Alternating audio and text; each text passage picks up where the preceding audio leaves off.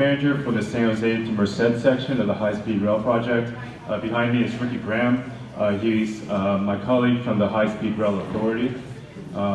So let's get started. First, I'd just like to go through the agenda. I'm going to start with a quick program update. It's a statewide program update, and then we'll talk about one of our most current contracts that we're putting out there for an early train operator. We'll show you a construction video, and then dive deep into the San Jose to Merced project section. Keep this presentation in the San Jose to Monterey corridor for this audience. If we have time, we'll get into questions and answers. If we don't have time, Ricky and I will be in the booth in the back of the room. If you guys have questions, feel free to come. We have a lot of fact sheets and good information to hand out to you guys today.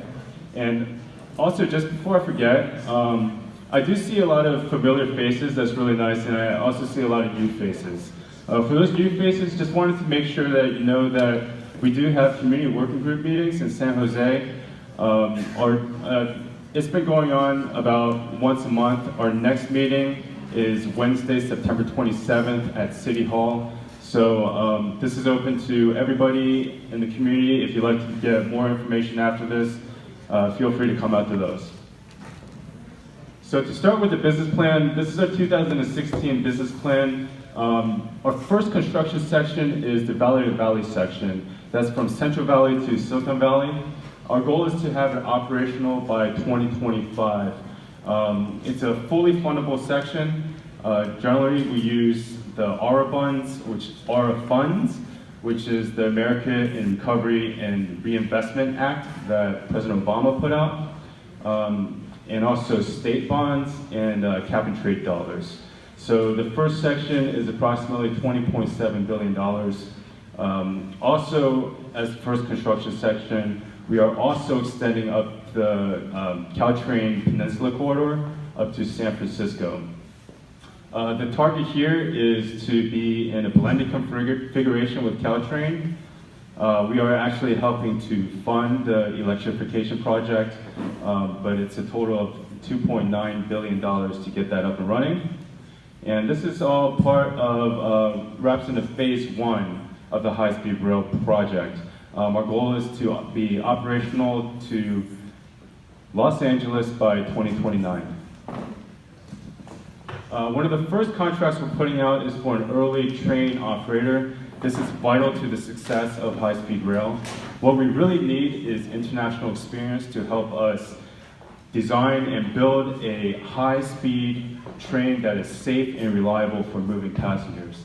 And to do this, we have put out a request for qualifications. 4 firms so far have responded to that. One firm from China, another is the Deutsche Bahn International, they're from Germany. The First Rail Group is from UK, and Renfe is from Spain. So all these operators, these are teams of governments and companies willing to come help us design and build this train. So this contract is approximately 6 years long for $30 million, and we're looking forward to signing them on by the end of this year. So high-speed rail, we did start construction in Fresno. Right now, it's a $3 billion project. We're doing everything from helping to shift lanes of Highway 99 to other infrastructure works, creating bridge overcrossings so that we can make room to lay our tracks down. And here next I'm gonna show you a construction video of what's going on. This is our September update. You'll be able to find this video on YouTube.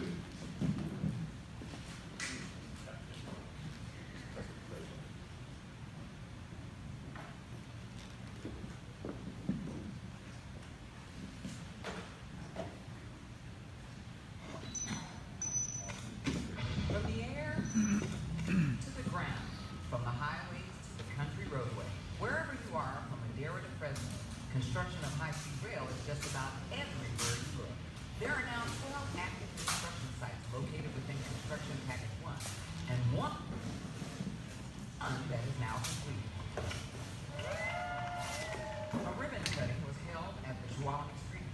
early August and is now open to drivers. You're in the history books. You are now. You have been from the beginning. And Fresno is the prominent player in the development of high-speed rail in the state of California. The huge moments will keep coming. 2 more project sites are nearly complete. Final work is being done at the Fresno River Viaduct and Cottonwood Creek. Both projects just outside the city of Madera. Safety is a major concern for the project. High-speed rail will eliminate at-grade crossings in the Central Valley. That includes Road 27, Avenue 8, and Avenue 12 in Madera County, and one of our newest projects at American Avenue in South Fresno.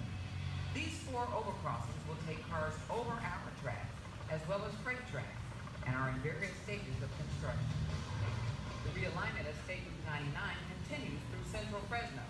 This 2-mile stretch, being managed by council, includes the demolition and construction of 3 bridges, as well as moving the highway about 100 feet to the west. Another realignment project is in the beginning stages.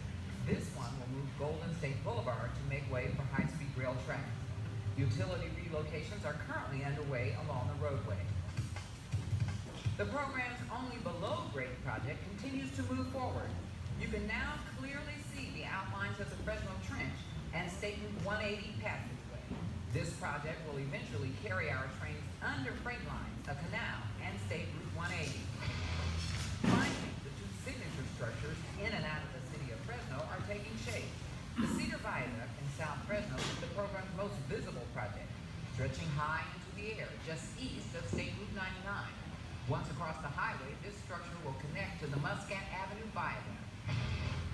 In North Fresno, crews are constructing columns on the north and south side of the San Joaquin River. But more noticeable for now is the dozens of columns that have been constructed for the pergola that will allow high-speed trains to pass over the top of the UP track. Pre-construction activities are also underway in Construction Package 2-3, and Construction Package 4 is in the early stages of construction.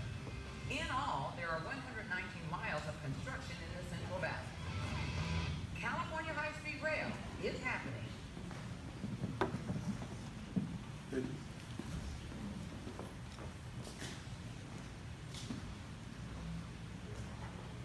Okay, that was our last video. Oh, you just press it first.